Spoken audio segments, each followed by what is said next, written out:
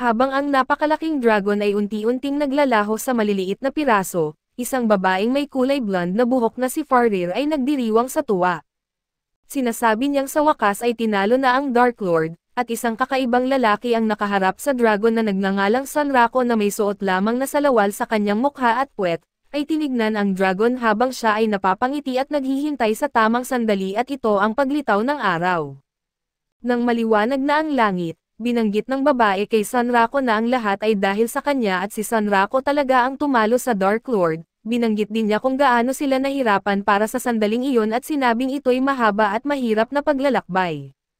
Nang magsalita na at sasabihin na ni Sanrako sa kanya ang nararamdaman niya, binanggit niya na ito ang pinakamagandang sandali ng kanyang buhay subalit sa kanilang naramdamang kasiyahan, ibinunyag ni Sanrako na hindi pala siya kakampi ni Farir at balak niya itong tapusin din.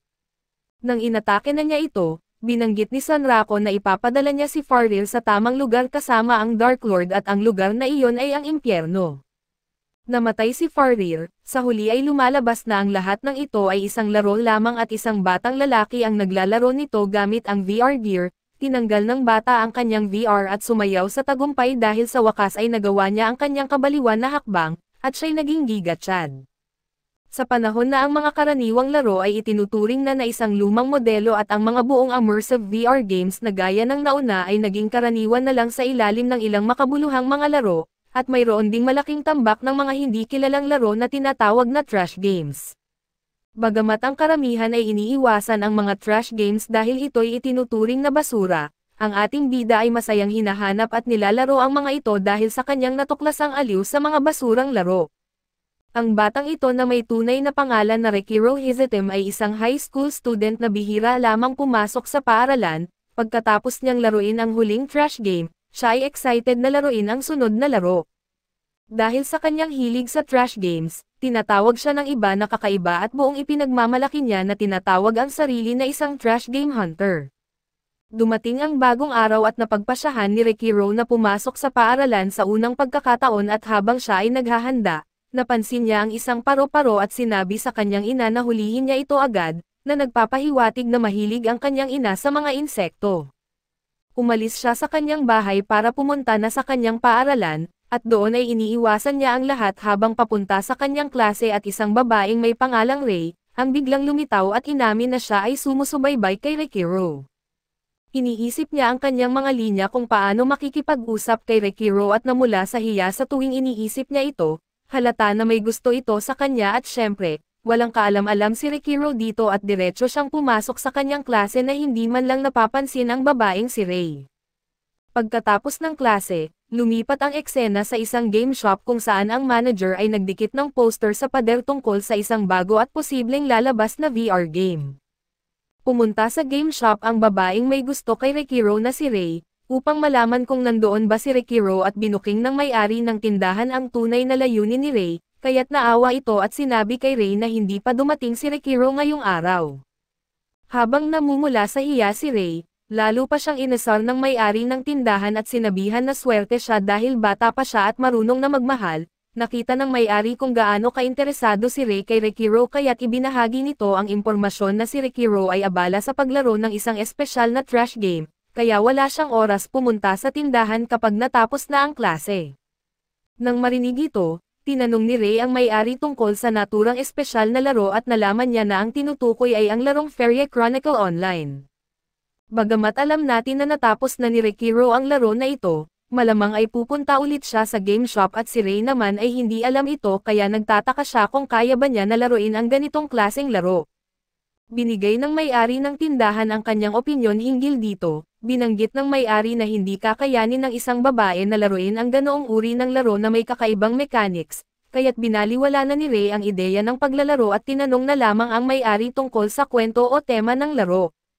Ayon sa may-ari, kahit ito'y isang trashy game ay kinakailangan ng manlalaro na magsuot lamang ng shorts at maskara kapag sila ay haharap sa huling mga kalaban sa laro, pareho nilang naisip na kahit kakaiba, ito'y makatarungan dahil sa huli, ito'y isang trashy game pa rin. Habang sila ay nag-uusap, pumasok si Rekiro sa tindahan at mukhang pagod, tinanong niya ang may-ari kung mayroon itong maayos na trash game at doon ay nakilala agad siya ng may-ari at sinubukan na ipakilala siya kay Ray, Pero nang lingunin niya ito, wala na ang babae. Kaya't binago ng may-ari ang usapan at tinanong si Rekiro kung natapos na ba niya ang larong Feria Chronicles, na tinangkang tapusin niya kanina. Masayang sinagot ni Rekiro kung gaano niya na-enjoy ang pagtapos sa laro at nabanggit niya na ang karakter sa laro na si Feria ay ikinaiinis niya, kaya't pinatay niya ito bago matapos ang laro at sinisi ni Rekiro si Feria sa lahat ng problema sa laro, mula umpisa hanggang dulo. Sinabi niyang dahil kay Feria, nagiging mas malala ang mga sitwasyon na naging dahilan ng kamatayan ng mga villagers at miyembro ng grupo. Subalit tuwing sinisisi si Feria, sa isang paraan ay nagagawa niyang ituro ang sisi sa ibang tao na walang kinalaman dito at nakakalusot sa kanyang mga pagkakasala. Ito ang dahilan kung bakit galit na galit si Rekiro kay Feria, mula ulo hanggang paa. Sa huli, pinatay niya ito gamit ang lahat ng kanyang lakas at patuloy siyang nagreklamo tungkol sa kung gaano niya kamumuhian ang buong pagkatao ni Feria, at pati na rin ang may-ari ng tindahan ay nainis rin. Ipinaliwanag ni Rekiro kung paano niya ito pinatay at sinabi na kapag namatay ang boss sa laro, binibigyan ang mga manlalaro ng 3 minutong pahinga, at ginamit niya ang oras na iyon bilang pagkakataon upang patayin si Feria. Sa huli, si Rekiro ay nagpalit ng topic at hiningi sa may-ari ng tindahan ang isang trash game na mas pangit pa sa Feria Chronicles, ngunit sinabi ng may-ari na wala siyang alam at iminungkahi niya kay Rekiro na subukan ang isang laro na hindi trash. Pinakita niya ang poster na kanyang idinikit kanina at sinabi sa kanyang subukan ang laro na tinatawag na Utopia, at sa palagay niya ay dapat maranasan ng bawat gamer ang pagbabago paminsan-minsan at muling iminungkahi niya kay Rekiro na subukan ang isang laro na hindi basura. Pinaliwanag niya na ang larong ito na kilala sa tawag sa salitang Hapones na Shangri-La Frontier, ay isang buong immersive VR game na mayroong mahigit sa 30 milyong manlalaro sa buong bansa. Si Rekiro ay sa wakas na pagpasyahan na subukan ang laro at tinanong pa ang may-ari tungkol dito. Ipinaliwanag ng may-ari na ang laro ay isang masayang laro na dinisenyo upang maakit ang malaking bilang ng audience. Sinabi pa niya na ito ay isang laro na may sobrang hirap na quest.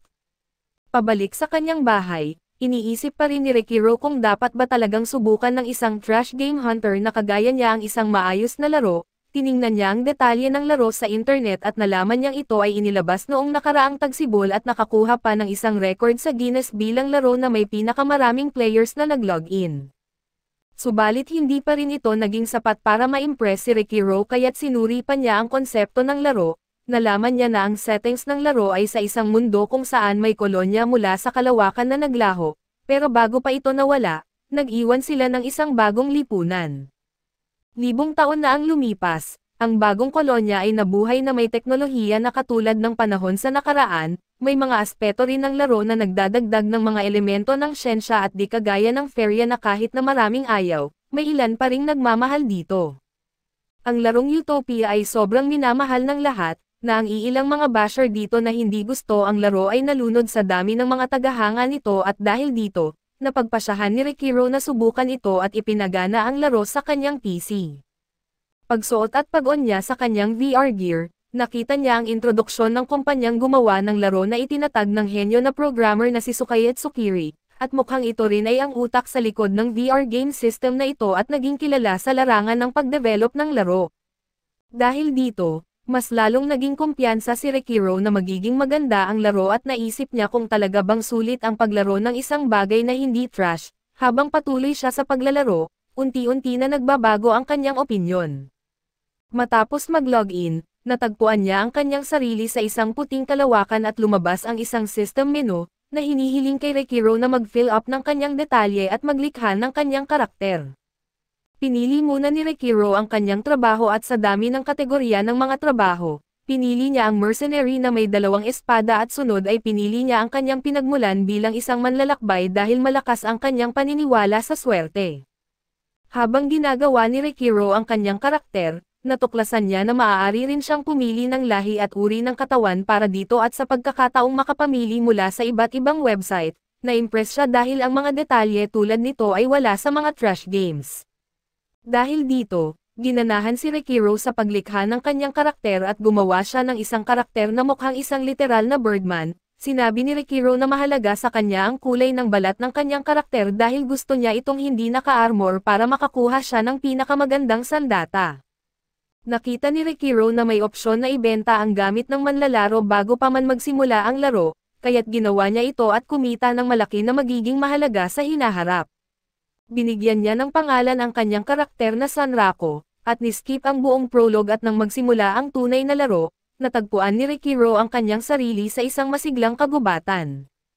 Sinubukan muna niya ang mekanik ng laro at kinilala kung gaano kaganda ang pagkagawa ng mundo, binuksan niya ang mapa upang malaman kung saan siya at nagpa siya na pumunta sa isang random na lugar kaysa sa karaniwang bayan na madalas pinupuntahan ng mga bagong manlalaro. Habang naglalakad siya sa isang random na direksyon papunta sa pinakamalapit na lungsod, inatake siya ng isang goblin at syempre, madali niyang natalo ang goblin at agad siyang nag-level up. Subalit pagkatapos nito, biglang inatake siya ng isang kuneho na mas malupit pa kumpara sa goblin at doon ay pinakita ni Rekiro na siya ay mas matibay, at tinalo niya ang mabangis na kuneho na nagpa-level up sa kanya hanggang rank 4. Dahil dito, natutunan niya ang isang bagong skill na nagbigay sa kanya ng matinding kagustuhan na subukan ang iba't ibang estilo ng pakikipaglaban, at habang iniisip ang mga bagong skill, naisip ni Rekiro kung makakakita ba siya ng mga bugs sa sikat na larong ito.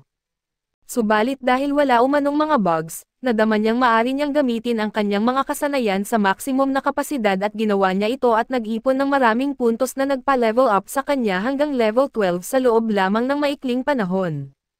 Dahil dito, nakakuha siya ng mas maraming skills at naging mas versatile sa kanyang mga atake at sa gabi, iniisip ni Rekiro na ito na ang tamang panahon upang pumunta sa susunod na bayan at alamin kung ano talaga ang kwento ng laro.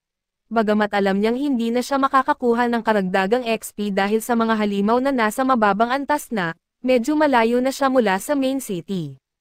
Subalit napansin niya na malapit lang siya sa isa pang bayan na may pangalang Secondville at habang patungo siya roon, nakita niya ang isang ahas na may ponytails na humaharang sa tulay. Lumuwag ang kanyang pakiramdam dahil sa wakas may tunay na hamon na siyang haharapin at naghandang lumaban sa astig na ahas. Huwag maliitin ang ahas dahil sa kanyang buhok, sapagkat ito ay isa sa mga makapangyarihang halimaw sa lugar na iyon at ito'y karaniwang nilalabanan ng isang grupo.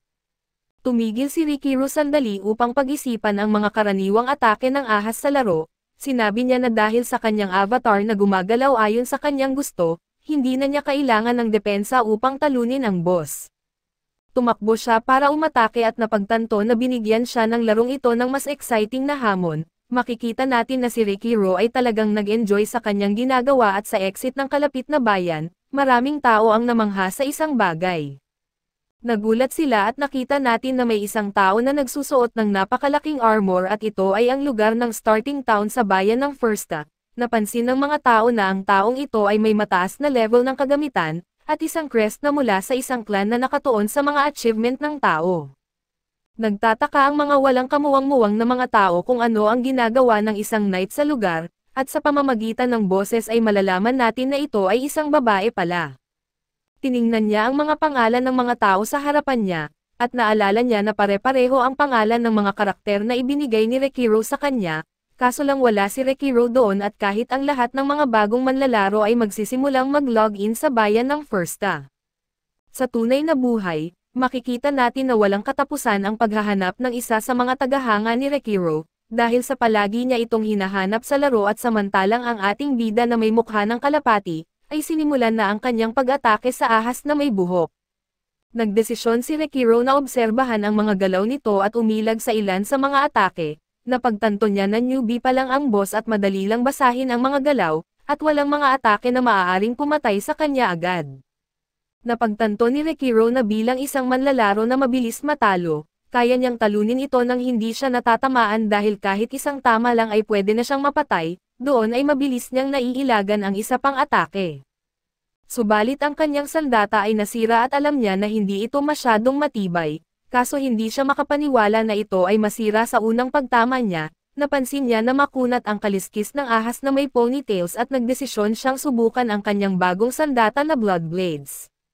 Si Rekiro ay umiwas upang umatake at binanggit na gagawin niya itong adobong ahas, subalit nagulat siya sa lilang likido na binulwak ng ahas at ang unang naisip niya ay baka ito ay isang tae, ngunit ipinakita na ito ay lason at siya ay makakaranas ng pinsala kada 10 segundo. Napagtanto ni Rekiro na baka ina-underestimate lang niya ang ahas at ang kanyang magandang buhok, sinabi ng ating bida sa ahas na tinalo na niya ang mga boss sa ibang laro na mas mahirap pa dito, at ang konting pagtapon ng tae ay hindi sapat upang siya ay matalo. Iniisip ni Rekiro kung paano siya makakaranas ng pinsala dahil sa lason kada 10 segundo, kung saan mayroon siyang 4 na minuto upang manalo at kailangan niya ng isang maaasahang paraan upang makakuha ng critical hit kung nais niyang talunin ito. Ginamit niya ang kanyang isip upang matukoy na ang mga critical hit sa larong ito, ay hindi nangyayari ng walang dahilan at mukhang ito ay nangyayari kapag ang isang atake ay naganap sa tamang paraan, o kapag ang kalaban ay tinamaan sa kanilang weak spot. Gayunpaman, ang ahas ay hindi lamang nagbabantay sa galaw ng kalaban, ang katawan nito ay binabalutan pa ng matitigas na kaliskis kaya't napagdesisyonan niya na ang mahina nitong bahagi ay ang kanyang ulo. Ang ahas na napaka-protective sa kanyang magandang buhok ay hinarang ang kanyang atake at napagtanto ni Rekiro na ang pag-atake sa ulo nito ay hindi magiging madali at sa halip, nagdesisyon siyang hanapin pa ang mga weak spot gamit ang skill na screw pierce, upang tusukin ang katawan nito. Pinagpatuloy niya ang pag-atake sa butas na ginawa niya at sinabi niya na ang defensive properties ng isang sugatang bahagi ay nagbabago, na nagpapahintulot na makalikha ng mga critical hit na mag-trigger doon. Ang ahas ay sumigaw sa sakit habang ang kanyang magandang buhok ay umihip sa hangin na parang nasa shampoo commercial. Itinuloy ni Rekiro ang kanyang pag-atake habang ang oras ay malapit nang matapos, kaso lang wala siyang ideya kung gaano karami ang HP na meron ang ahas at hindi siya sigurado kung magtatagumpay siya. Siya ay tinulak palayo at napagtanto ni Rekiro na ang pagtalo niya sa mga boss sa basurang laro online, ay nagbigay sa kanya ng kumpiyansa na madali lang niyang talunin ang boss ng larong ito na pangmasa. Ang mayabang na peacock na ito ay inakala na madali niyang mapapatay ang mga bagay at hindi na kailangang gumamit ng recovery items, ngunit dahil sa kanyang yabang ay nilamon siya ng ahas subalit hindi pa sumuko si Rekiro at ginamit niya ang kanyang flash counter move. Kinuha niya ang advantage sa pamamagitan ng paghawak sa isang buhok ng ahas na napakaganda na katumbas ng buntot ng isang unicorn, at ang huling atake na piercing screw sa mukha nito ay pumutok at namatay ang ahas na mahilig sa hair salon. Sobrang saya ni Rekiro dahil tumaas ang kanyang level pagkatapos talunin ang matandang ahas at ang kanyang nakuha ay sapat na, upang makuha ang magandang presyo kaso napansin niya na ang kanyang health ay patuloy na bumababa.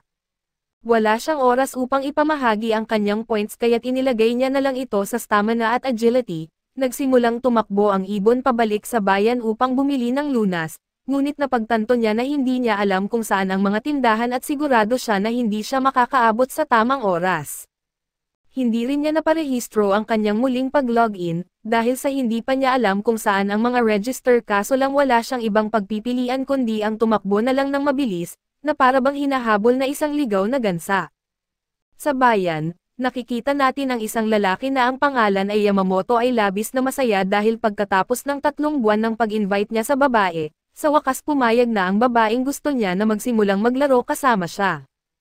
Ang pangalan ng babae ay Maya, at si Yamamoto na ginampanan ang papel bilang veteranong nagbibigay ng payo, ay hindi na niya palampasin pa ang pagkakataong ito subalit sa kasamaang palad, ang kanilang matamis na pag-uusap ay naudlot ng ating galit na bida at inakala ni Maya na ito ay isang halimaw. Sinabi ni Yamamoto sa babae na may pangalan ito kaya't malamang isa din itong manlalaro, inisip ng baliw na babaeng ito na dapat itong patayin, ngunit pinoint out ni Yamamoto na ang pagpatay sa ibang manlalaro ay maglalagay ng bungos sa gilid ng iyong pangalan. Pinag-isipan ito ng baliw na babae kaya't nagdesisyon siya at nagtaka kung ang ibon ba ay tinamaan ba ng lason mula sa tae. Sinabi ni Yamamoto kung saan matatagpuan ang inn, ngunit pinaliwanag na ang respawn point ay mariregister lamang kapag siya ay pumunta sa kama ng inn. Ang receptionist ay nagsasalita ng mahinahon habang ibinabahagi niya ang lahat ng mga amenities na kanilang inaalok, kaya't ang ating nagmamadaling bida ay pinapabilis siya. Nakarating na sa wakas si Rekiro sa kanyang kama upang irehistro ang kanyang respawn point, ngunit hindi pa rin nagamot ang lason at siya ay namatay. Bumalik si Rekiro sa tunay na mundo kung saan siya ay nadismaya dahil sa kanyang kamatayan. Ngunit natutuwa siya na hindi siya nawalan ng kahit anong gamit at nagdesisyon siya na magpasalamat sa lalaking tumulong sa kanya, ngunit sa ngayon ay tinatamasa muna niya kung gaano kaganda ang larong ito. Ang ating bida ay dumating na sa wakas sa lungsod at ito'y naghahanap ng mga pangangailangan tulad ng mapa at mga recovery items, Naisip ng ibon na bumili siya ng isang makapangyarihang pangunahing sandata upang matulungan siyang marating ang kanyang layunin na maging isa sa mga nangungunang manlalaro, ngunit napagtanto niya na ang mga pervert ay tumitingin sa kanya dahil kalahati siyang hubad. Gumawa siya ng tama at una niyang binili ay ang mga damit, binili lamang niya ang pinakamura niyang damit upang maiwasan ang mga kakaibang tingin mula sa mga tao, kaso sa isang kakaibang pagpapasya, inakala niyang mas normal tingnan ang kanyang ulo ng ibon kaysa isang maskara. Sa tindahan ng sandata, hindi gusto ni Rekiro ang kanilang alok at sinabi ng tindero na ang mga bunny daggers niya ay talagang bihira at doon ay naging masigla si Rekiro. Gayunpaman, nang ipaliwanag ng lalaki na kaya niyang gumawa ng mga sandata para sa kanya at dahil dito ay kailangan niya munang ipunan ng mga materyales na kinakailangan nito, kaya't agad na tinungo ni Rekiro ang isang lugar kung saan maraming mineral na kasama sa paggawa ng sandata. Subalit siya ay naguluhan at naiinis dahil sa halip na mineral, puro bato lamang ang kanyang nakukuha at siya ay nabigo sapagkat sa loob ng 30 minuto, 2 lamang sa 6 na kailangang mineral ang kanyang nakuha. Sinamahan pa ito ng malapot na putik at lalong mas naging masalimuot ang sitwasyon nang may isang nakakainis na palaka ang lumitaw. Inabala nito si Rekiro na para bang gusto nitong makuha ang unang pwesto sa isang kompetisyon sa paglangoy. Akala ni Rekiro ay maaari silang mabuhay ng mapayapa dahil hindi naman ito delikado, ngunit napagtanto niya na gusto nitong maging isa sa mga materyales at ang kanyang atake ay tumama sa palaka, kaya't lumapit siya upang tapusin ito. Alam niyang may resistance ito sa mga hiwa dahil ang kanyang suit ay gawa mula sa balat nito, kaya't napagpasyahan niyang gamitin ang mga atake na pagbubunggo at tusok, bagay na bagay dito ang kanyang palakol kaso siya ay nainis muli nang napagtanto na ang putik sa marshland ay nagpapabagal sa kilos ng mga manlalaro. Ang kawawang palaka ay namatay sa kamay ng ating bayaning ibon, kaso sa kadahilan ng ito'y madali lamang para sa kanya na tapusin ito, pero hindi ito naging dahilan upang siya ay maging masaya. Napansin ni Rekiro na marami na ang mga bagong manlalaro dahil sa summer break, at napagtanto niyang dapat niyang maunahan ang lahat sa pagkuha ng materyales at pagkatapos, si Rekiro ay ikinamangha ng may-ari ng tindahan sa dami ng kanyang mineral. Sinabihan siya na isa sa mga piraso ay talagang espesyal, at ginawa rito ang 2 espada at matapos ang ilang oras, ito'y handa na at nalaman ni Rekiro na ang mga ito ay mga god-tier weapon.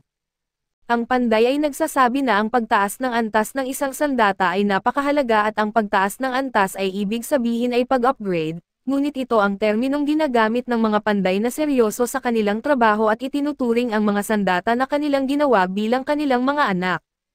Napaisip si Rekiro kung paano ang panday na isa lamang NPC ngunit ang paraan nito ng pagsasalita at kilos ay kahanga-hanga.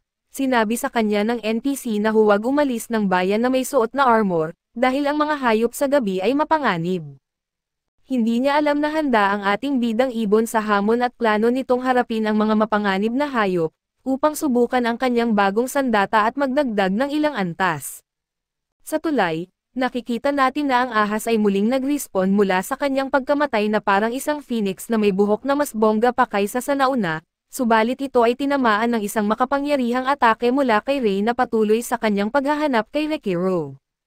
Ang babaeng ito na parang isang detective ay hinanap siya sa buong lugar ng mga newbie, ngunit napagtanto na baka tinalo ni Rekiro ang ahas nang hindi dumaan sa bayan at ngayon ay nasa Secondville na, at iniisip niya na kung magagawa man ito ng isang bagong manlalaro, subalit sigurado siya na kung may makakagawa man nito, malamang walang iba kundi si Rekiro. Sa ibang lugar, ang ating ibon na mahilig sa laban ay nakikipaglaban sa goblin mula sa The Lord of the Rings at ina-apply ang lahat ng kanyang natutunan. Ang mga halimaw ay nagbabago depende sa kung ito ay araw o gabi. Karamihan sa mga halimaw sa gabi ay agresibo at mapanganib ayon sa sinabi ng tindero ng sandata, at ito ay tumulong sa kanya upang magkaroon ng progreso sa pagtaas ng kanyang antas at matutunan ang ilang bagong skills. Subalit ang partikular na maliliit na halimaw ay tila mas makapangyarihan. Ang galaw at atake nito ay iba sa mga goblin sa kagubatan at ito ay may maraming HP at ginagamit ang mga pekeng kilos sa kanyang paraan ng paglalaban, na parang ito ay ginagawa na niya sa buong buhay niya. Biglang ang maliit na goblin ay naglabas ng isang nakakabasag na sigaw, at tinawag ang lahat ng kanyang mga kasamang goblin na parang hindi pa sapat ang pakikipaglaban sa isa, ngayon ay kailangan niyang harapin ang ilang goblin. Napagtanto niya na kailangan niyang tumakbo ng mabilis upang magkaroon ng pagkakataon na makaligtas at gayunpaman, bigla siyang natauhan at pinapaalala sa kanyang sarili na masyado siyang nag-e-enjoy para lamang tumakbo palayo.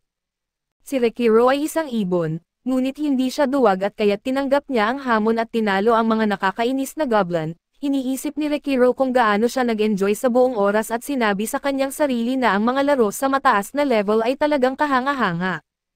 Gayunpaman, mas marami pang may aalok ang larong ito at sa oras na iyon, lumitaw ang isang higanteng mabangis na halimaw at dito nakita ni Rekiro ang tunay na kahulugan ng larong Shangri-La Frontier. Hindi makapaniwala si Rekiro sa kanyang mga mata nang malaman niya na ito ay isang natatanging halimaw at handa na siyang harapin ang pinakamalupit na laban sa kanyang buhay. Nakikita natin si Rei sa kanyang kwarto habang siya ay nasa laro, at ang kakaibang stalker na ito ay naghahanap kay Rekiro at tinatanong niya si Yamamoto na nagsasabing nakita niya ang lalaking may ulo ng ibon. Ang baliw na babaeng kasama ni Yamamoto ay gustong tapusin si Rei dahil sa palagay niya ito ay halimaw, pero ipinaalala ni Yamamoto na huwag niyang saktan ang ibang manlalaro. Ipinaliwanag ni Yamamoto na si Big Bird ay pumunta sa second dale matapos matapunan ng lason mula sa Python. Malinaw na siya iyon sapagkat walang ibang manlalaro na nasa tamang pag-iisip ang magsuot ng ulo ng ibon habang naka-half naked, pero binanggit ni Yamamoto na maaaring nagpalit na ito ng kanyang kasuotan ngayon. Hindi makapaniwala si Rei kung paano natalo ni Rekiro ang ahas nang hindi pumunta sa unang bayan. Pinasalamatan ni Rei ang dalawang tsismoso sa pamamagitan ng pagbigay ng parting gift, na tinatawag na coordinate teleporter at agad siya na umalis. Nagkataon na hindi nila kilala si Rei, pero napapansin ni Yamamoto mula sa simbolo sa kanyang cape na siya ay mula sa isang clan na nakatuon lamang sa isang partikular na kakaibang halimaw tulad ng Gan, at ito ang Night Slayer. Ang mga kakaibang halimaw ay isang espesyal na uri ng mga halimaw na mayroong sariling pangalan at titulo. Karamihan sa mga ito kapag tinalo o nakuha ay agad na bumabalik ito bilang isang bagong halimaw pagkatapos ng isang takdang panahon, ngunit para sa mga unique na halimaw, mayroong isa lamang sa buong mundo. May mga balita na may 7 lamang sa kanila sa larong ito, ngunit ang mga criteria para sa kanilang pag-respawn ay hindi alam at para sa bawat isa sa mga kakaibang halimaw na ito na tinatawag na kalasi, maraming mga top na manlalaro ang nagbubuo ng isang clan na nakatuon sa pagpatay sa mga unique na mga halimaw na ito. Ang mga kalasi na ito ay sobrang rare, pero ang tunay na isyu dito ay kung gaano sila kalakas at isang taon na ang lumipas mula nang magsimula ang laro, subalit kahit na may higit sa 30 milyong mga manlalaro ay wala pang isa ang nakakaya na talunin ang kahit isang kakaibang halimaw. Pabalik kay Rekiro, napagtanto niya na nakaharap na siya sa isa sa mga napakalakas na kalasi, natutunan niyang ito ay ang kakaibang halimaw na katulad ng Gan, ang Night Slayer. Iniisip ni Rekiro kung gaano kalakas ang mga munting goblin na nakaharap niya kanina, ngunit pinatay lang sila ng kakaibang halimaw na ito sa isang atake lamang at wala siyang magawa kundi tignan na lang ang malupit na halimaw, dahil siya ay tiyak na mamamatay kapag tamaan siya ng isa lang nitong atake. Subalit hindi ito naging kontento at agad siyang naglakas loob at doon ay nagsimula siyang umatake. Naitaguyod ni Rekiro ang kanyang sarili sa sandaling panahon sa pamamagitan ng pag-iwas, pero hindi nagtagumpay ang kanyang pagsusumikap na mag-counterattack. Sa loob lamang ng mga sandali ay nararamdaman na ni Rekiro ang epekto ng matinding labanan, ngunit nagpasya pa rin siyang subukan ng mga asar sa halimaw sa pamamagitan ng pagsasabi, na hindi masyadong malakas ang mga kakaibang halimaw tulad nito. Pero sa katotohanan, alam ng bida natin kung gaano kalupit ang halimaw na ito at nakikita na niya ang kanyang katapusan, ipinagmamalaki pa niya na inubos niya ang buong gabi sa grinding, dahil kung hindi niya natutunan ang skill na perfect parry ay tiyak na isang virtual reality ghost na siya ngayon. Ang perfect parry ay nagbibigay daan sa kanya na iwasan ang pisikal na atake ng kalaban kung ito ay nag-activate sa tamang oras. Nagpapatuloy ang walang tigil na atake ng halimaw at muling napagtanto ni Rekiro na halos natatamaan na siya sa mga atake nito at alam niyang kailangan niyang ibuhos ang lahat ng kanyang makakaya, upang magkaroon ng pagkakataon na manalo at sumugod para mag-atake. Nagpalit si Rekiro ng kanyang sandata na Vorel Choppers na nakuha niya mula sa isang rabbit, at isinabay niya ito sa kanyang kakayahan sa paggalaw upang magland ng isang critical strike, kaso lang halos walang epekto ito sa halimaw at patuloy nitong binabato ng mga atake si Rekiro. Nagpahinga sandali ang laban nang mawala ang Night Slayer, pero biglang nagbalik ito upang magland ng ilang mga atake, at bigla namang nag-disappear pagkatapos ng ilang sandali. Nang matakpan ng mga ulap ang buwan, bigla itong umatake sa likuran niya subalit ipinakita ni Rekiro na kaya niyang makipagsabayan laban dito, dahil sa natutunan na niyang iperpekto ang kanyang perfect parry sa tamang oras upang iligtas ang kanyang sarili mula sa pinsala. Nagbalik ang halimaw sa harap ni Rekiro, ngunit kitang-kita na siya ay nag-e-enjoy habang napapatawa ng malakas, doon ay nagpapatuloy ang laban habang patuloy na naglalaho at sumusulpot ang halimaw. Saktong nakakatama si Rekiro sa kanyang mga atake, kaso lang nagpapakitang ito'y may mas matibay pa na balahibo kaysa sa mga kaliskis ng ponytailed python. Halos 5 minutong walang tigil na tumatanggap si Rekiro ng mga atake subalit ang kakaibang halimaw ay labis na matibay. Isinagawa na ni Rekiro ang kanyang daan-daang mga malalakas na atake, ngunit hindi siya sigurado kung nakakapinsala siya dito at ang kanyang versal choppers ay nagsisimula ng masira at malapit na sa mint condition at unti-unti nang nagugunaw. Tiyak si Rekiro na kung hindi siya makakahanap ng mas malambot na bahagi na maaring tamaan ng kanyang atake, malamang ay tuluyan ng masisira ang kanyang mga sandata. Kinikilala niya na ang halimaw na ito ay labis na malakas kung ikumpara sa kanyang kakayahan, ngunit iyon ang eksaktong gusto niya at iyon ang nagpapaganda sa Shangri-La Frontier, isang god-tier na laro.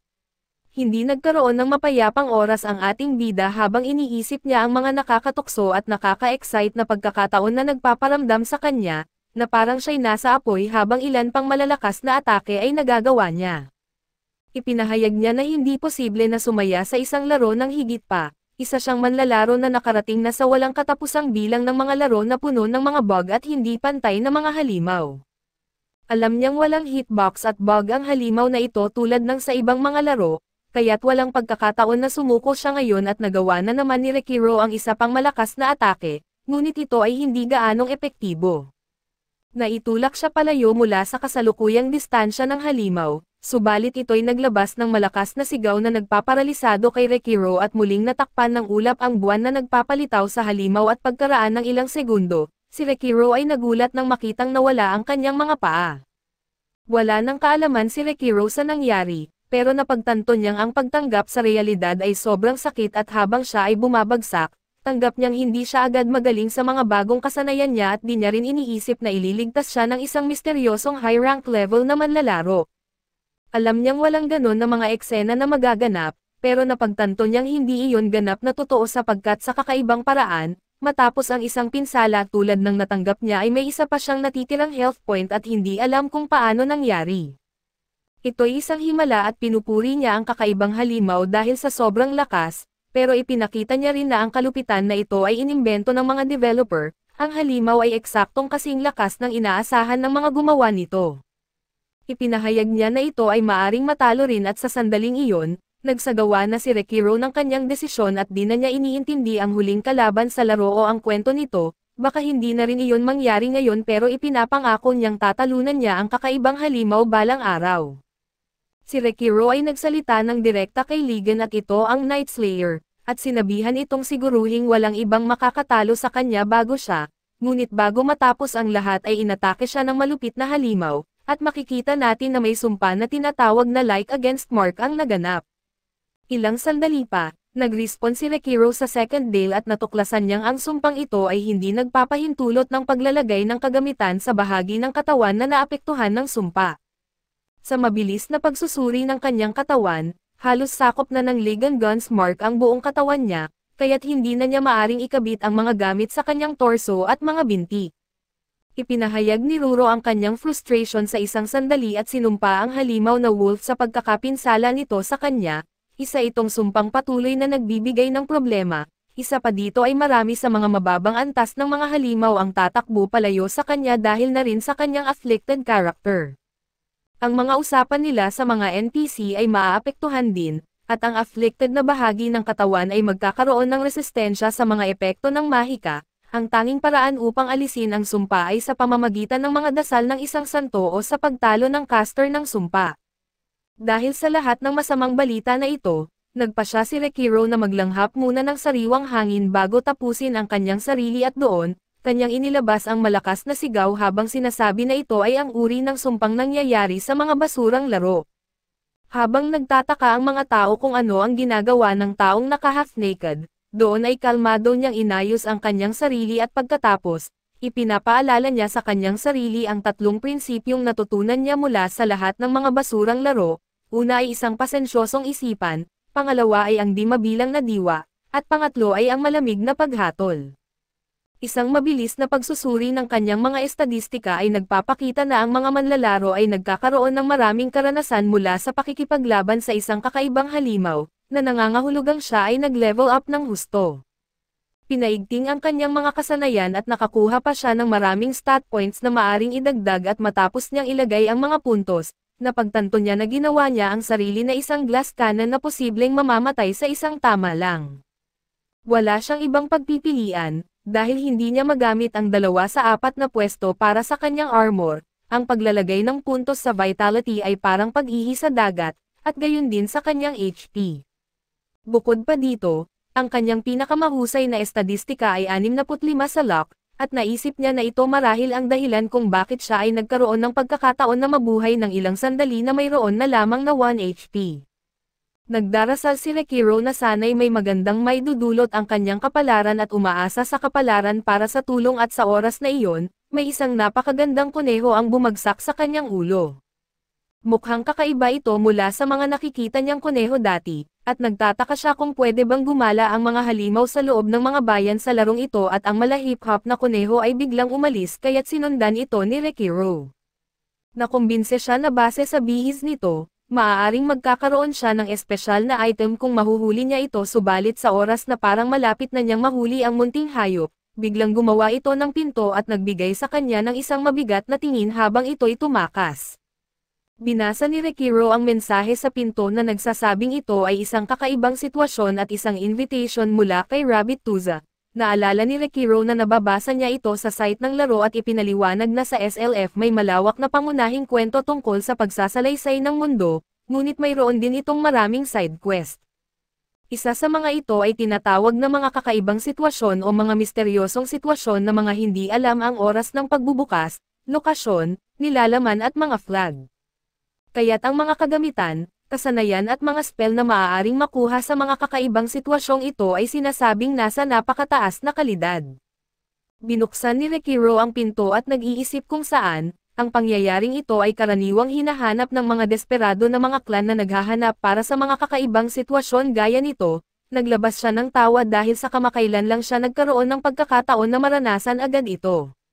Nagpasya siyang ito ay bunga ng paglalagay niya ng kanyang mga puntos sa lock at nangakong hindi palagpasin ang pagkakataong ito, ngunit pagkatapos niyang pumasok sa pinto, namatay ang kanyang kasiyahan nang malaman niyang kinakailangan ang antas na 80 upang makapasok dito, at siya ay antas 28 lamang. Pagdating sa loob, nagulat siya nang makita na ito ay isang mundo na puno ng mga kuneho at kasama ang kanilang minamahal na mga carrot. Kinabahan siya na baka nakapasok siya sa teritoryo ng isang halimaw, at doon ay agad siyang binati ng maliit na kuneho na siyang nag-udyok sa kanya na pumasok.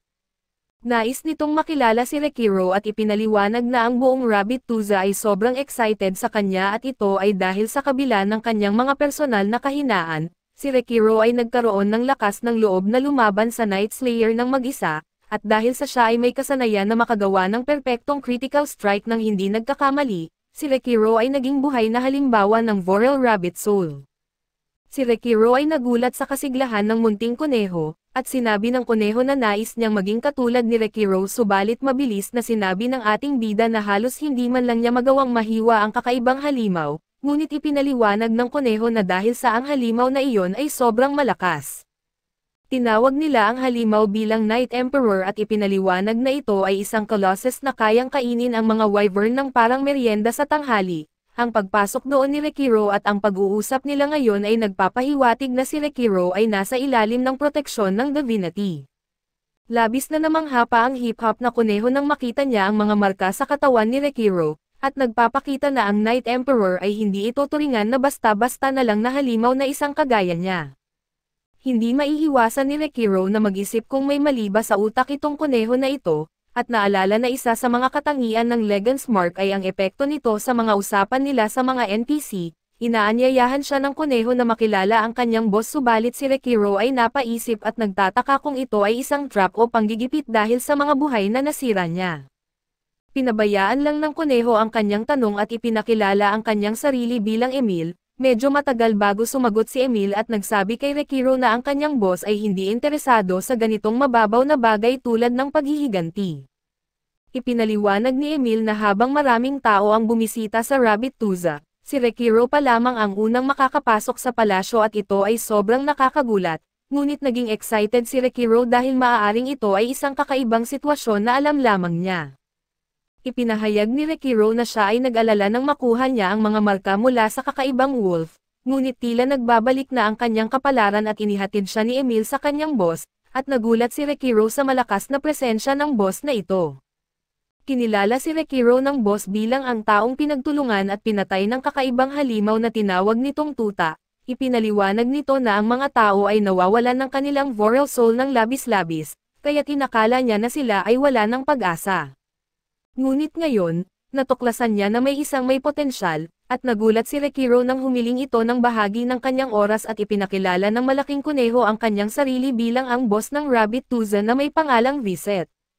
Sa gaming store ay nahuli ni Mana si Ray na isang stalker at ito'y palaging nakasubaybay, dala na rin sa palihim itong may crush kay Rekiro. Si Ray ay nagpupumilit itanggi ito, ngunit hindi tanga ang may-ari ng tindahan ng laro.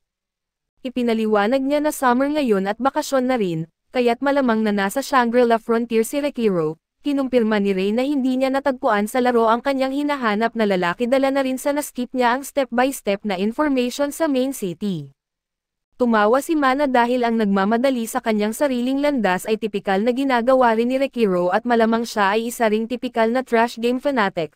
Ipinaliwanag din niya na ginagawa ni Rekiro ang mga bagay na hindi karaniwang ginagawa ng mga normal na manlalaro at malamang makakaranas ng iba't ibang kakaibang mga pangyayari. Pinapalakas ni Mana ang munting stalker na magpursigi sa kanyang pagnanasa, ngunit nagulat si Ray nang sabihin niyang aminin niya ang kanyang nararamdaman sa kanya sa susunod na pagkakataon. Samantala, binabasa ni Rekiro ang mga kondisyon ng pag-trigger para sa tour ng Rabbit Usa Unique Scenario, at natutunan niya na kung talunin mo ang isang halimaw na may mas mataas na antas kaysa sa iyo gamit ang mga makakayang armas, magpapakita ang isang espesyal na Vipal Bunny sa anumang bayan at i-invite ka nito sa Rabbit Tuza. Kapag nakarating ka roon at matatalo mo ang Lonyan Python na isang halimaw na naghahasik ng lagim sa kanilang lungsod, doon ay matutunan mo ang Enchant Vipal Spell at ang unang bahagi ng impormasyon ay tama. Ngunit ipinaliwanag ni Rekiro na ang natitirang bahagi ng kanyang unique scenario na naganap noong nakaraang araw ay hindi gaanong katulad nito. Hindi nangyari ang pagharap niya sa dambuhalang ahas na ito at sa halip, nahaharap na siya ngayon sa isang nakakatakot na Yakuza boss na may hitsura ng isang kakaibang bunny na mahilig sa yakap. Kung gayon, di mo malalaman kung ito ba ay nagsisimula ng mag-recruit ang mga ito para sa kanilang petting zoos. Sa isang nakakatakot na tingin, makikita natin na pinuri ni Viz si Rekiro sa kanyang laban-laban sa isang tuta. Hinahangaan niya ang Vorpal Soul ni Rekiro subalit hindi niya maiiwasan na matakot at magtanong kung ano ang ibig sabihin ng isang Vorpal Soul. Pagkatapos ay nagbigay sa kanya ng offer ang Yakuza Bunny at ang offer na ito ay malamang hindi niya pwedeng baliwalain, at gagawin niya ang offer na ito upang lumakas siya at sa simula ay labis na naguguluhan si Rekiro. Subalit na pagtanto niyang ito ay dapat maging isang training quest at maaaring magdulot ng kahangahangang mga buffs. Agad na tinanggap niya ang alok, ngunit halos mamatay ang kanyang sarili nang tawagin niya ang bunny boss sa pangalang Viset Anaki, na agad nitong ikinagalit at doon ay ipinaliwanag ni Rekiro na ito'y tanging isang biro lamang, ngunit ang malaking bunny na tila isang Bugs Bunny na may steroid ay walang nasabi. Sa kabutihang palad, may sentido komon si Viset para sa biro, kaya't hindi siya nagutos na patayin ito at pumalakpak na lamang ng malakas at tinatanggap niya si Rekiro bilang kanyang alagad at hinihiling sa kanya na tawagin siyang Vosh, na isang pribilehiyo na ibinibigay lamang sa mga may potensyal at tinanggap ito ni Rekiro, na nagpapasalamat na hindi siya inutusan ng Yakuza Bunny na lumangoy kasama ang mga isda. Sinabi ni Vosh kay Emil na siya na ang bahala kay Rekiro, na syempre ay labis na tuwang-tuwa ang kakaibang maliit na bunny, at ipinapangako niyang magtatrabaho ito ng husto. Si Emil ay sobrang tuwang-tuwa na masamahan si Rekiro sa isang tour ng palasyo, ngunit ipinaliwanag ni Rekiro na kailangan muna niyang magpahinga matapos ang mahabang laro. Ngunit sa kanyang isipan, iniisip niya rin kung paano makakakuha ng karagdagang impormasyon tungkol sa mga unique scenario at unique na mga halimaw, Natutuwa si Rekiro na maaari niyang i-register ang kanyang respawn point doon, at inalok siyang iingatan ito ni Emil. Naalala ni Vash na may nakalimutan siyang isa pang bagay, kaya't inihagis niya ang Vipal Soul Collar kay Rekiro. Nagulat siya nang malaman niyang ang collar ay nagbibigay ng 2.5 beses na stat points kapag nagle-level up, ngunit tatanggapin lamang nito ang kalahating experience. Agad niyang sinubukan na alisin ito, ngunit ipinaliwanag ni Vash na walang ibang paraan na ito ay maalis, hindi niya papayagan na alisin ni Rekiro ito dahil kinakailangan ang labis na paghihirap para maging malakas ang mga mahina. Binigyang diin niya na huwag kalimutan ang Vipal Soul at sinabi ng kakaibang maliit na bunny na maganda ito sa kanya, ngunit hindi makapaniwala si Rekiro na may dagdag na restrictions siyang natanggap. Sa kasalukuyan ay na-realize ni Rekiro na kahit pa ito ay nagdudulot ng dagdag na experience at ang pagkakuha ng 2.5 beses na stat points ay isang malaking benepisyo, baka ito'y isang crack code na ni isa sa forum ay walang nakakaalam tungkol kay Viset at Emil, pati na rin ang Voral Soul Collar. Wala nang ibang manlalaro bukod sa kanya ang naka-experience sa unique scenario at nakapasok sa Palace of Rachua. Nagiging sobrang excited si Rekiro sa pagkakaalam kung gaano siya kasaya na natagpuan niya ang isang unique scenario.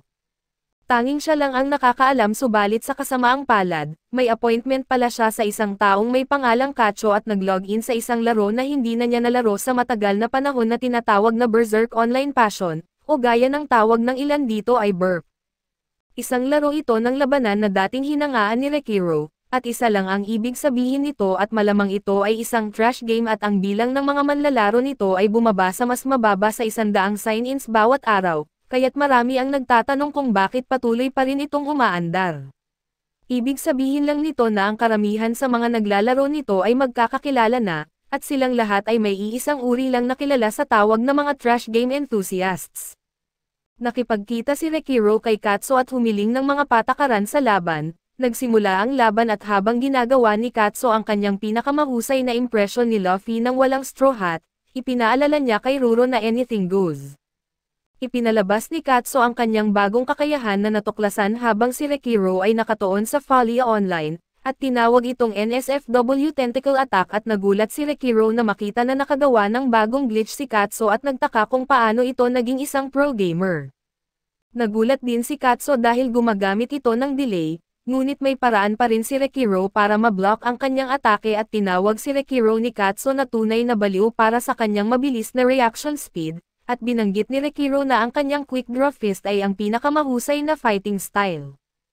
Ipinaliwanag niya na hanggat mayroon siyang 12 frames, maaari niyang kontrahin ang mga atake ng mga boss ng walang pinsala. Nagpatuloy ang laban nila na tila isang eksena sa One Piece at napansin na ng mga tao sa paligid ang kanilang laban. Kahit ituring na trash game ang Burp, perpekto nitong ipinapakita ang dahilan kung bakit may appeal ito sa kanilang niche, at iyon ay ang anumang bug ay pinapayagan. Nagpatuloy ang kanilang Gatling gun punching, at ikinatuwa ni Rekiro nang mabali niya ang isa sa mga kamao ni Katso pero sa kasamaang palad, ito'y nagdulot ng masamang pangyayari para sa kanya dahil ang kamao na iyon ang nagtapos sa laban nila. Hindi makapaniwala si Rekiro na ang mga after-image fist textures ay bahagi ng hitbox, at doon ay tinanghal siyang talo ngunit nagpasalamat pa rin si Rekiro kay Katso dahil kailangan niyang magkaroon ng magandang PvP dahil sa matapos siyang makipaglaban sa mga NPC sa mga nakaraang araw. Umaasa si Katso na biro lamang ang sinasabi ni Rekiro nang malaman nito na siya'y naglalaro ng SLF, ngunit hindi ito kinahihiyang inamin ni Rekiro na talagang interesado siya dito.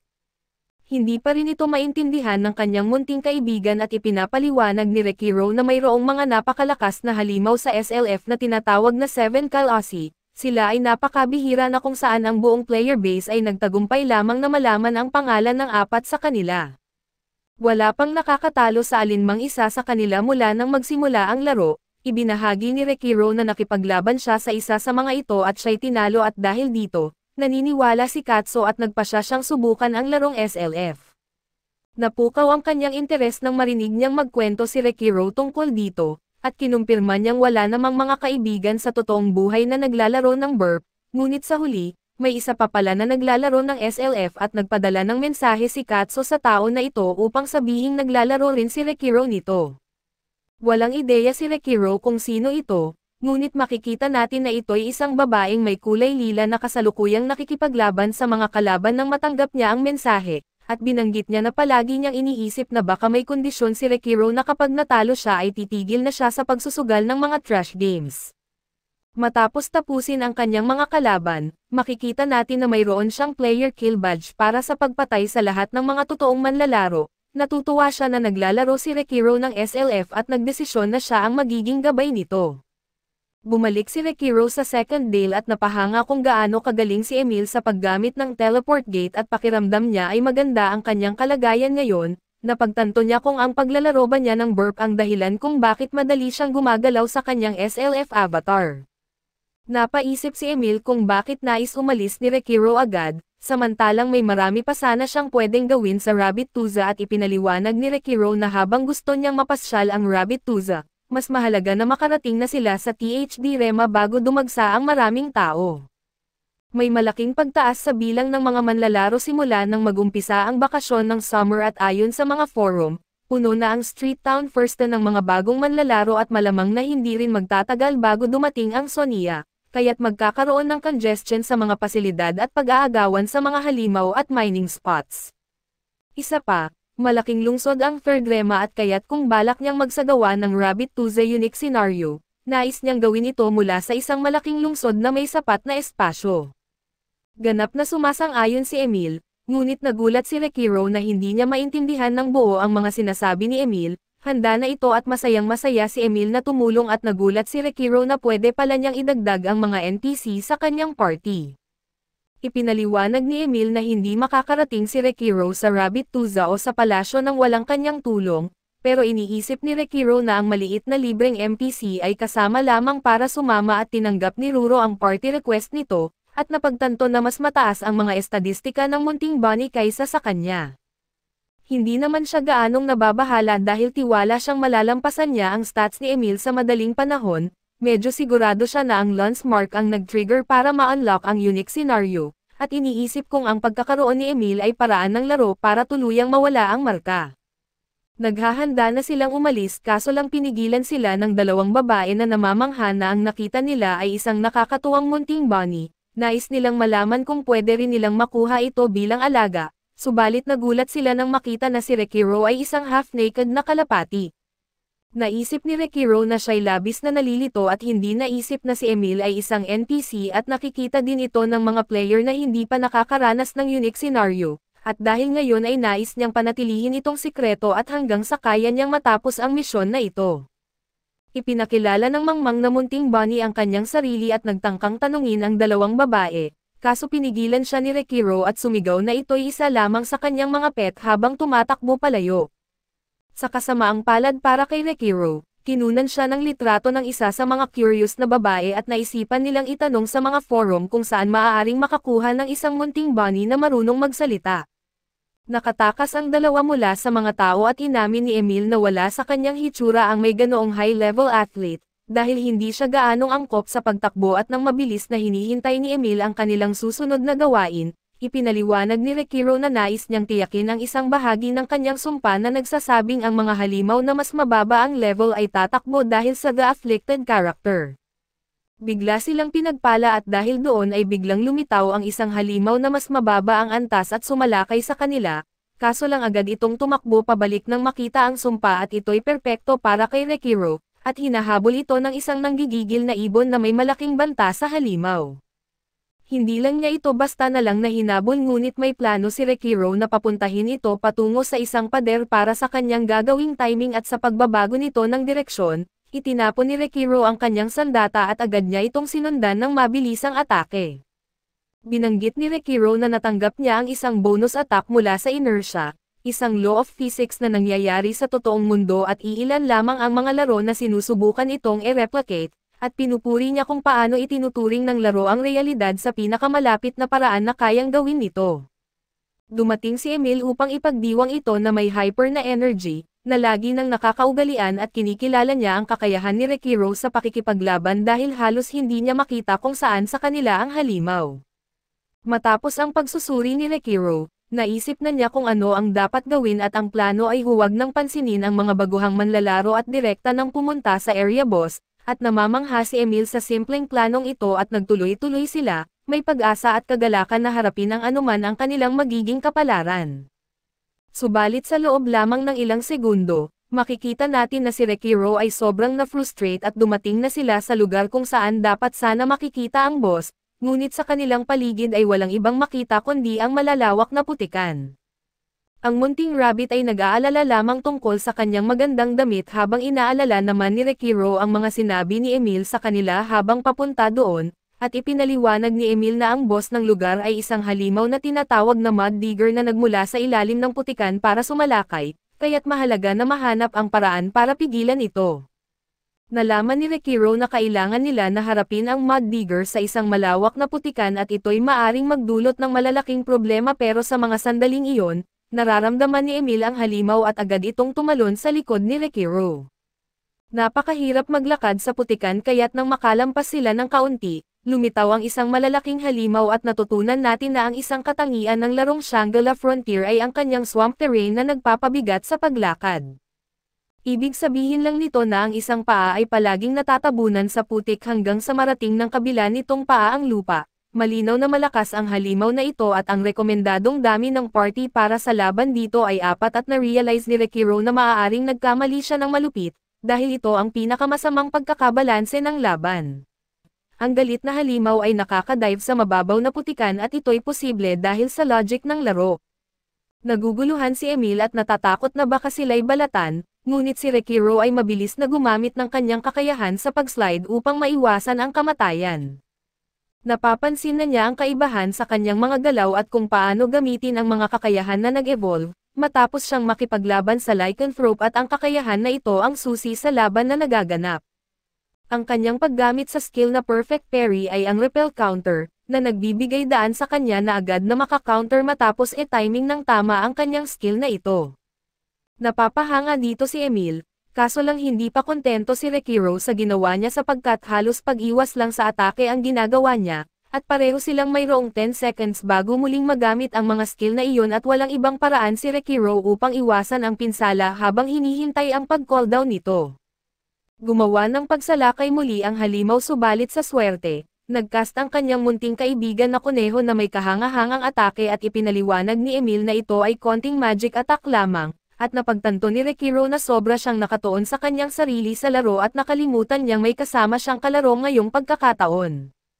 Alam ni Rekiro na hindi niya pwedeng sayangin ang pagkakataong ito, kaya't ginamit niya ang kakayahan na nagbibigay pansamantalang bonus para sa lakas at bilis ng atake at sa kasamaang palad. Ang mabilis niyang paggalaw sa putikan ay labis na nakakadismaya.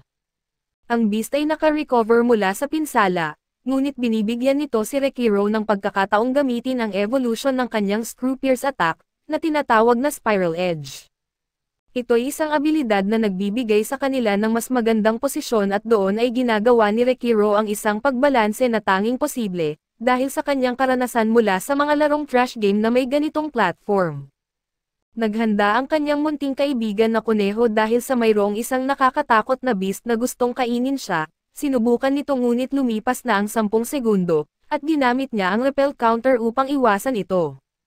Sinundan nito ni Emil ng isang malakas na atake, at nakita ni Rekiro ang impact nito at kung ano ang pinsalang nakuha mula sa malalakas na atake, kung saan isang maliit na pinsala mula sa pagbagsak ay kumuha na ng malaking bahagi ng kanyang HP. Pinuri ni Rekiro ang kanyang munting kaibigan na kuneho, ngunit nag-aalala lamang ito sa kanyang mga attire at naging kumpiyansa si Rekiro na dapat ay labis nang nasaktan ang beast, ngunit siya ay nagulat nang biglang mawala ito. Sa oras na iyon, nagsisimula ng maglindol ang lupa at nararamdaman ni Rekiro na parang kinakain ng lupa ang kanyang mga paa, at napagtanto nila na ang shark whale ay nagpe-prepare para sa isang pag-atake mula sa ilalim ng lupa. At walang pag-atubiling niligtas ni Rekiro ang kanyang munting kaibigan. Nagulat siya nang tumilapon siya sa ere kaso hindi ito agad pumatay sa kanya, at sa katunayan ay halos wala itong nagawang pinsala at natutunan natin na ang Mud Digger ay kilala para sa kanyang special moveset, na nag-a-activate kapag ang kanyang HP ay umabot sa isang tiyak na limit. Pagkatapos mapinsala ng isang manlalaro ang halimaw, doon ay ginagamit nito ang Vibrating Swamp. Ito ay random na inaatake ang isa sa kanila gamit ang hangin nito sa kanyang ilong. Kung ang isang manlalaro ay lalaban sa kanya ng mag-isa, hindi mapipinsala ang player sa ataking ito pero sa bawat pagkakataon at habang nananatili sila sa kagubatan, doon ay mababawasan din ang kanilang HP sa pamamagitan ng isang fall damage. Kaya't tinawag ang skill na ito na The Solo Killer, at na-realize ito ni Rekiro at nagagalit siya sa tao na nag-imbento nito, dahil wala nang halaga ang mga skill ng manlalaro at nakikita niya na tumatakbo si Emil mula sa gilid, kaso alam niyang wala na siyang pag-asa para dito. Inihanda ni Rekiro ang kanyang sarili para sa inaasahan na niyang kamatayan, at ipinaliwanag na hindi siya kailanman nasasanay sa pagkamatay sa pagbagsak sa mga VR games at sa kanyang swerte. Hindi isang quitter ang ating munting bayaning kuneho at mayroon siyang isang matapang na Vorpal Spirit. Ginamit niya ang isang magic scroll upang i-teleport si Rekiro, ngunit sa halip na iligtas niya ito, doon ay napunta sila ulit sa ere. Natutunan natin na mayroong isang attack skill na tinatawag na Meteor Fall na gumagamit ng downward energy. Nakuha ni Rekiro ang maraming downward momentum mula sa kanyang unang free fall at nag-build ng maraming enerhiya. Ang hindi sinasadyang teleportation ni Emil ay siyang naglagay kay Rekiro ng direkta sa itaas ng beast at pinayagan ni Rekiro na magkaroon ng mas marami pang enerhiya, kaya ang pagbagsak na dati magiging kamatayan para sa manlalaro ay ngayon ay isang delikadong atake na. Ito ay hindi tunay na Meteor Fall subalit ito ay isang pagkakamali lamang at pagkatapos ng pagbagsak, ang halimaw ay agad na sumabog at hindi sila makapaniwalang naging successful sila. Hindi niya nauunawaan ang lahat ng nangyari kaya't pinuri na lamang niya si Emil para sa kanyang kahusayan, napagtanto ni Rekiro kung gaano kahirap ang laban at inihahambing ito sa kanyang pakikipaglaban sa isang lycanthrope, ngunit ngayon sila ang nagwagi. Pagkatapos ng laban, nagulat si Emil nang makita ang birdhead na ipinasok ang maraming halamang gamot sa kanyang bibig, at ipinaliwanag ni Rekiro na ito lang ang paraan para makarating ang anumang bagay sa kanyang bibig dahil sa kanyang malalaking tuka. Na-realize ni Rekiro kung gaano kalakas si Emil kumpara sa inaasahan niya, siya ang nagbuhat sa kanya kaya't nadarama niya ang panghihinayang sa kanyang pagiging mayabang noon. Naisip ni Emil kung ano ang masasabi ng boss nila at nagtataka rin si Rekiro kung paano niya itatago si Emil kapag narating nila ang malaking lungsod, at ang problema ay kung makikita si Emil ay malamang magdudulot ito ng maraming atensyon, tulad ng nangyari dati at maaaring sila ay masaktan. Kaya naisip ng munting kuneho na kailangan niyang gamitin ang isang bagay na hindi na niya ginagamit ng matagal, ipinakita niya ang kanyang misteryosong Vorpal Bracelet at ito ang lihim na kayamanan ng mga Vipal Bunny. Hiniling ng munting kuneho sa kanyang kalaro na itago ito bilang isang lihim, at ito'y dahan-dahan na nag-transform sa isang tao at si Rekiro ay walang masabi at labis siyang nababahala. Dahil nauunawaan niya na ang tinaguriang The Flagship God Tier Game ng Japan ay tila naging isang uri ng masamang laro na may bunny girl. Ito'y isang nakakapagod na transformation para sa munting kuneho, kaya't maari lamang niya itong gawin ng 4 o 5 minuto sa kasalukuyan niyang kalagayan, ngunit sa kanyang kasalukuyang anyo, magiging epektibo ang kanyang transformation para itago ang kanyang tunay na pagkakakilanlan. Subalit maaaring magdulot ito ng iba't ibang atensyon kapag nakita ng mga tao ang isang cute na babae na may kasamang isang kalahating hubad na birdman at sa wakas, nakarating sila sa third rema, kung saan tiyak si Emil na malamang mai-impressed si Rekiro sa ganda ng lugar. Ipinagmalaki ni Rekiro na nakapunta na siya sa marami at magagandang mga lugar sa maraming panahon, at namangha si Emil sa kung gaano kapalaboy si Rekiro. Nag-transform si Emil kaso napatunayan nga ni Rekiro na siya ang pinakamalaki at ang nag-iisang nag-a-attract ng atensyon, nang bigla silang pinapahinto ng ilang mga gwardya upang tanungin kung bakit kalahating hubad siya. Hindi rin nakaligtas sa kanilang atensyon ang katawan niyang puno ng mga peklat, ngunit pumagit na si Emil para kay Rekiro at sinabi sa mga gwardya na may mga pinagdaanan si Rekiro na magdadala ng malalim na kalungkutan sa lahat ng mga makakarinig nito. Ibinahagi ni Emil ang kwento ng kanyang delikadong paglalakbay sa pinakamadramatik na paraan na posible, isinasaad ang sumpa na nasa katawan ni Rekiro at ang kanyang paglalakbay upang alisin ang sumpang ito. Lalong naging intense si Emil habang inilalahad na ito lamang ang unang kabanata sa kanyang kwento, at ang ikalawang kabanata ay magdadala sa kanya sa pagiging isang super warrior. Sobrang intense ng babaeng ito para sa mga gwardya, at pinahintulutan na lamang sila na pumasok sa kabila ng mga tao na karamihan dito ay gusto pang manood sa dramang ginagawa ni Emil. Napansin ni Rekiro na may isang tao na nagmamasid sa kanya ng may ibang tingin kaysa sa karaniwang tingin ng mga panghuhusga, na madalas niyang nakikita bilang isang kalahating hubad na birdface. Bago sila makapasok sa syudad, isang babae ang biglang humarap kay Rekiro dahil sa nakilala niya ito, at walang kaalam-alam ang ating bida kung sino ang babaeng ito na may matinding galit sa kanya. Nalaman natin kung ano ang nangyari pagkatapos na i-post ng mga babae sa second dale ang kanilang larawan kasama siya, inilagay ng mga babae ang larawan sa isang forum at nagtanong kung mayroong may alam kung paano makuha bilang kaibigan ang kahangahangang kuneho. Mabilis itong kumalat sa mga forum at nagulat sila na may isang bunny na kayang makipag-usap, at halos kasing lupit rin ng isang sorpresa na makakita sila ng kalahating hubad na birdman. Mas nagulat ang silver-haired girl kaysa sa iba at tiyak siyang ang laro ay nagpapahintulot lamang na magkaroon ng pet na isang aso at pusa, at naiisip niyang nag-cheat si Birdman at habang iniisip ng mga tao ang etika ng pag-post ng larawan ng isang tao nang walang pahintulot, nagsimula ang misyon ng silver-haired girl na hanapin ang lalaking may ulo ng ibon. Ibinigay niya ang higit pang atensyon kay Rekiro at sa larawan, marami ang hindi pa nakakakita ng mga peklat tulad ng kay Rekiro, lalo na't wala nito sa character maker. May isa sa mga forum na nagbahagi na ito ay isang sumpa na nagpapatunay na kinilala na siya ng Night Emperor at ito ay alam lamang ng ilang NPC. Nagulat ang mga manlalaro na nangangahulugang si Rekiro na kilala nila bilang si Sunrako sa laro, ay nakaharap na malamang ang lycanthrope. Alam ng ilang manlalaro na ang Lone Wolf ay isang random encounter kaya't posible para sa isang beginner na makatagpo nito, ngunit hindi nila maunawaan kung paano nakuha ni Sunrako ang pagkilala nito. Isang manlalaro na ang pangalang Orset ang sumagot sa forum, sinasabi nito na pwede niyang patayin ng paulit-ulit si Sunrako hanggang sasabihin nito sa kanila kung paano nito nakuha ang sumpa. Ipinagtataka ng ibang manlalaro kung gaano kapiligrong tao si Orset dahil sa siya ay itinuturing na respetadong leader ng Oshirikai, isang clan na kilalang puno ng mga player killers. Nakatutok si Orset kay Rekiro kaya't nag-aalala ang ibang manlalaro kung paano maprotektahan si Birdman. Nag-uusap ang mga tao sa forum tungkol sa kung gaano kasama ang epekto kapag sobra kang pinapatay ng mga manlalaro at nauubusan ka ng buhay sa kamay ng isang manlalaro o NPC.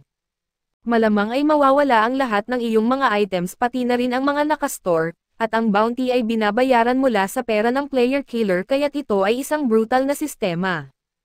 May isang babaeng may kulay pulang buhok na labis na na-curious kay Sunrako at iniwan ang isang mensahe sa forum na umaasa na mababasa niya ito. Sinabihan niya si Sunrako na kausapin ang sinumang manlalaro na may emblem ng lobo at espada, dahil nais niyang makipagkita at makipag-usap sa kanya. Nagpahayag siya ng kalungkutan na ang kanyang impormasyon ay labis na kumalat, ngunit ipinaliwanag na ang kanyang cyberclan ay maaaring magtanggol sa kanya. Nakita ng ibang manlalaro na maraming clans ang nagkakagusto kay Sunrako at pinuna kung paano ito itinatrato na parang isang event boss, subalit ang silver-haired girl ang unang nakahanap kay Sunrako at nais niyang malaman kung paano makakuha ng isang Vipal Bunny.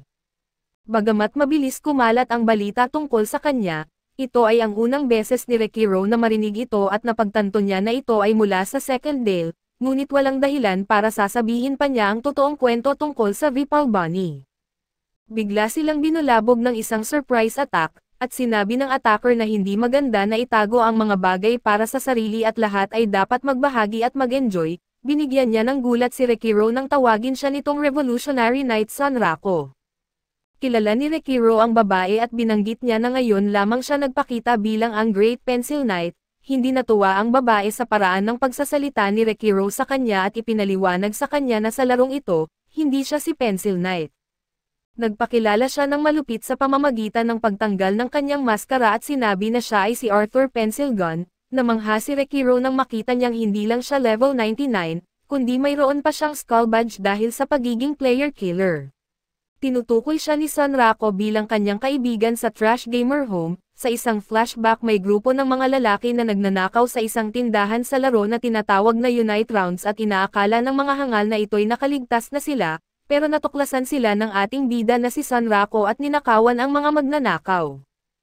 Ang basurang larong ito na may title at tinawag ng mga manlalaro na isang post-apocalyptic looting simulator, ang orihinal na layunin ng laro ay maprotekahan ang isang kaharian na malapit ng bumagsak, kung saan ang mga manlalaro ay gaganap bilang mga kabalyero na gumawa ng pagprotekta rito laban sa umaataking mga halimaw, at ito'y isang co-op MMOVR na laro.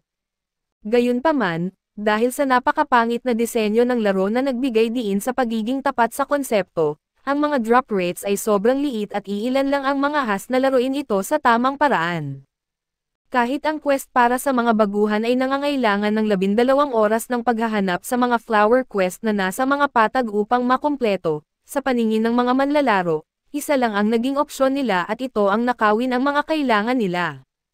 Ayaw ng mga gamer na maglaan ng oras sa pagpulot sa damuhan para sa mga item na mababa ang level, kung maaari naman nilang salakayin ang tindahan ng NPC o nakawin na lang ang mga ito mula sa manlalarong nakakuha na. Sa huli, ito ang naging pinakamatagumpay na estratehiya sa Unite Rounds at sa isang kapaligiran kung saan laganap ang galit at bawat tao na nakikita mo ay kaaway, may isang tanging player na sumikat at lumaki na sa karahasan upang mapagharian ang kaharian, at ang taong iyon ay ang dakilang Pencil Knight. Isang araw, abala si Rekiro sa pagloot mula sa mga bangkay at sinubukan ni Katso na ipaalala na ang laro ay tungkol sa pagdepensa ng kaharian laban sa mga halimaw. Subalit ipinaliwanag ni Rekiro na ang misyon nila ngayon ay hindi lamang tungkol sa pagtalo sa malakas at masamang Pencil Knight.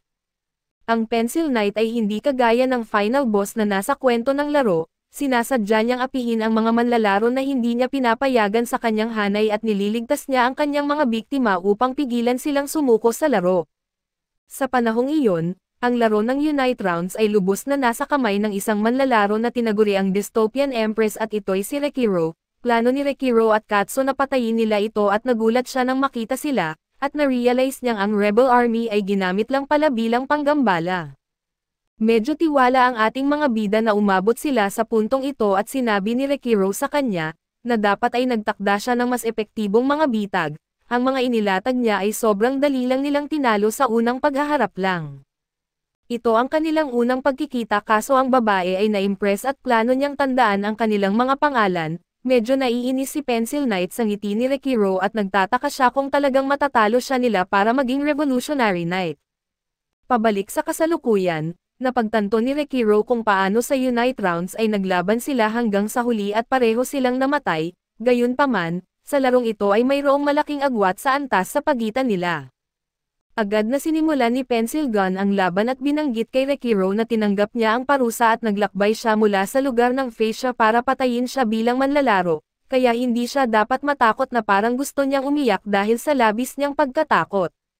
Hindi lang magaling mang-asar si Pencil Gun, delikado rin siyang mandirigma dahil kailangang harangin ni Rekiro ang mga atake na may kalakip na lason. Alam ng babae na tinalo lang ni Rekiro ang Mud Digger at alam niyang nasa level 30 lang ito, kaya doon ay banibiro niya ito dahil sa kanyang kahangahangang kasanayan sa pag-iwas.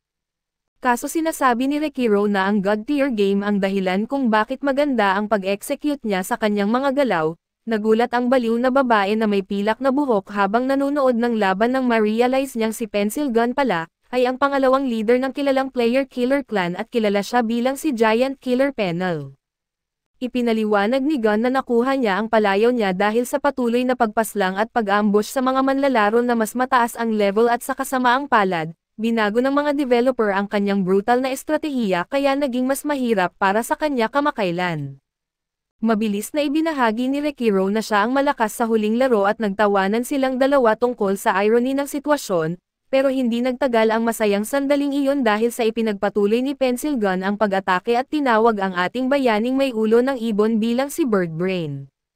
May napansin si Emil na isang bagay habang nanonood, kaso hindi niya ito sinabi at nagpanik na lang sa background habang walang tigil ang pag-atake ni Pencil Gun. Inihayag niya na hindi lang basta personal ang kanyang paghahanap sa kanya, kundi ay inutusan rin siya ng leader ng kanilang clan na maghatid ng mensahe. Binabalaan ng leader si Rekiro na gawing public ang impormasyon tungkol sa unique scenario, kung hindi ay makakatanggap siya ng mga banta sa kanyang likuran hanggat hindi niya ito ginagawa, pero di nagustuhan ng ating bida ang mga banta na ito sa kanya. Iniisip niyang parang isang tanga ang leader na ito at sa katunayan ay sumasang-ayon pa si Pencil Gun at ginawa ni Rekiro ang lahat upang lumaban, ngunit alam niyang mayroong malaking agwat sa kanilang mga level at kagamitan. Kaso lang ay may napansin si Rekiro at inilahad niya na parang pinipilit talaga ni Pencil Gun na ilayo siya sa gate, sigurado rin siyang sinadya ni Pencil Gun ang unang atake niya upang pigilan siyang makapasok sa lungsod. Napagpasyahan niya na marahil mahirap para sa isang player killer na gawin ang kanilang trabaho sa isang mataong lugar, at inamin ni Pencil Gun na mas pipiliin nga niyang iwasan ito, ngunit sa kanya, hindi na mahalaga ang usapan dahil sigurado siyang hindi makakarating ng may buhay si Rekiro sa gate.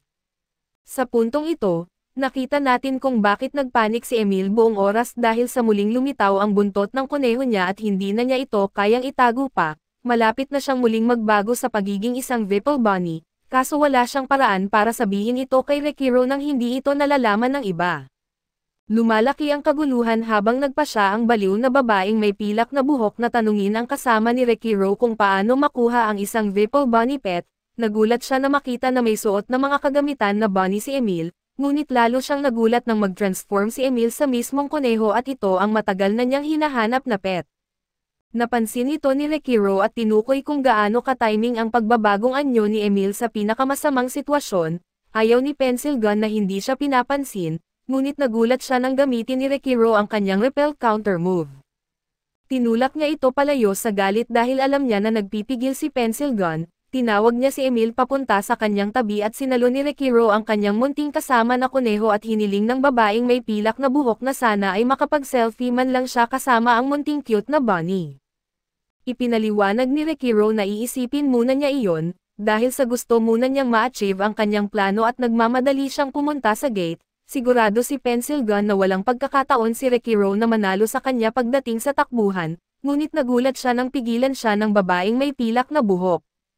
Ipinaliwanag ng babae na wala siyang pakialam kay Birdface, ngunit kung ilalagay ni Pencil Gun sa panganib ang cute at munting kuneho, hindi siya magdadalawang isip na wakasan si Pencil Gun kaagad.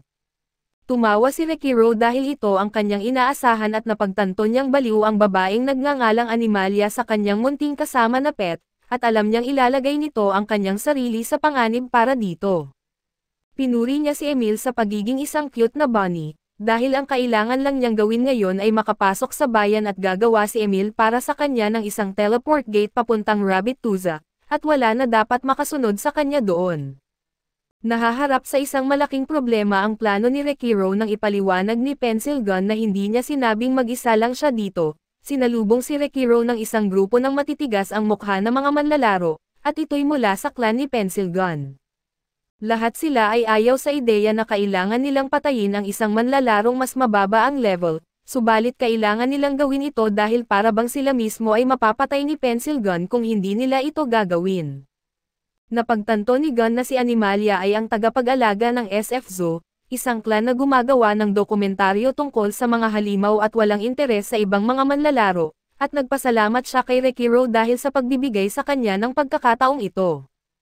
Hindi nakikinig si Rekiro dahil abala siya sa pag-iwas na matalo ng grupo. Ipinakita ni Animalia na hindi lamang siya basta isang baliw sa mga hayop at nagbitaw siya ng isang makapangyarihang sumpa.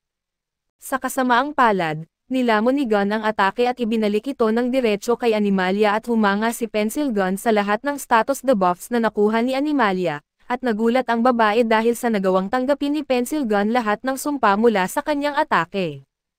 Ipinakita ni Pencil Gun ang nakakamanghang item na nagpapahintulot sa kanya na tanggapin ang atake ng babae, at ang item na gamit niya ay ang Carmax Trodal na alam ni Pencil Gun na malamang ay nasa alanganin siya kung wala ito, at doon ay dinurog niya ang bagay.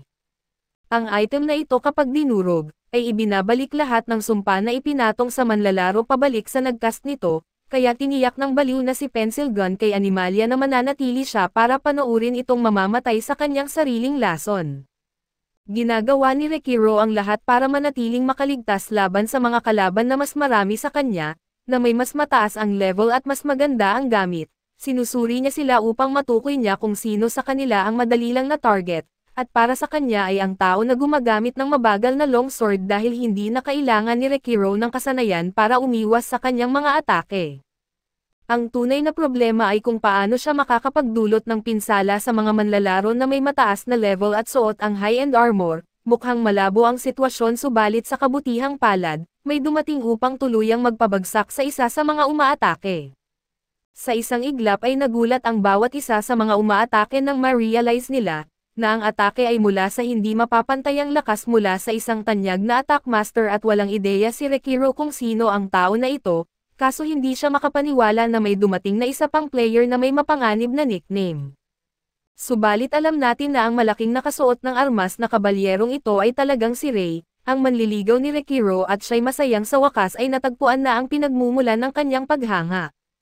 Isang pagbabalik-tanaw ang nagpapakita kung gaano naging masama ang loob ni Ray matapos hindi mahanap si Rekiro kahit anong pagsisikap ang kanyang ginawa, at naisip niya kung paano sinabi sa kanya ni Mana na ipagtapat na niya ang kanyang nararamdaman kay Rekiro. Naisip niya kung paano palaging naglalaro si Rekiro ng mga larong kakaiba at mahirap, palagi itong labis na mahirap para sa kanya kaya hindi niya makita ang isang larong maaari nilang laruin ng magkasama. Subalit nagbago lahat iyon sa larong SLF at sa wakas ay naglalaro na si Rekiro nito kaya't hindi niya hinayaang makawala ang pagkakataong ito. Nang bumalik siya sa laro, natagpuan niya na may naghihintay na mensahe para sa kanya at ito ay mula sa isa pang miyembro ng kanyang guild na si Sager, na kapatid din niya, at ang mensahe ay nagbunyag ng lokasyon ni Rekiro at humihiling kay Ray na makipag-ugnayan sa kanya. Ito ang unang tunay na pagkakataon ni Ray na makita siya kaya't hindi niya sinayang ang oras at dali-dali siyang pumunta dito. Ipinahayag din ng mensahe na mayroong ilang mga clans na nagsasaayos at humahabol sa kanya, at kabilang dito ang mapanganib na Asai clan. Nakita ni Ray si Rekiro na nahaharap sa pakikipaglaban at napagtanto niya na ito ay isang magandang pagkakataon na hindi na niya muling mararanasan kung sakali. Kung mailigtas niya si Rekiro mula sa mga kalaban, magkakaroon siya ng magandang pagkakataon upang makapag-usap sa kanya. Higit sa lahat, ito ang nagtulak sa kanya dahil malakas ang kanyang pagkagusto kay Rekiro. Alam niyang maaaring ito ay magdulot ng pag-uusap nila sa totoong buhay balang araw at nang siya ay biglang dumating, agad napansin ni Pencil Gun na mas lumala ang sitwasyon. Alam ni Pencil Gun na magkakaroon ng kahirapan ang mga manlalaro mula sa kanilang pangkat laban kay Rekiro. Subalit ang pakikipaglaban niya dito sa SLF ay lalo pang nagpaliwanag sa kanya na ang mga kasanayang nakuha ni Rekiro mula sa paglalaro ng iba't ibang trash games, ay mas mahalaga kaysa sa mga natatanging bagay at samahan pa ng mga mataas na antas na estadistika, at iyon ay isang malaking bentahe sa larong Shangri-La Frontier. Nabalitaan din niya na naglalaro na rin si Kat sa SLF, kaya kasama si Rekiro ay tila mas posible nang maisakatuparan ang sekretong proyekto ni Pencil Gun. Nagulat si Pencil Gun nang ma-realize niya na ang sumali sa laban ay si Sigurd Zero at sa hindi malaman na dahilan, unang naakit ni Rekiro ang tagapag-alaga ng hayop at ngayon ay ang master attacker na naman. Labis ang tuwa ni Pencil Gun na dumating ito, pero hindi pa natapos si Animalia dahil sa sinabi niya na tinamaan niya si Pencil Gun ng 5 spells at ipinaliwanag niya na ang manika na ginamit nito ay may kakayahan lang na mag-reflect ng 5 debuffs. At nagtataka siya kung may pangontra ba si Pencil Gun sa susunod niyang atake. Kaso dito na nagtatapos ang ating recap. Salamat sa inyong panonood hanggang sa muli.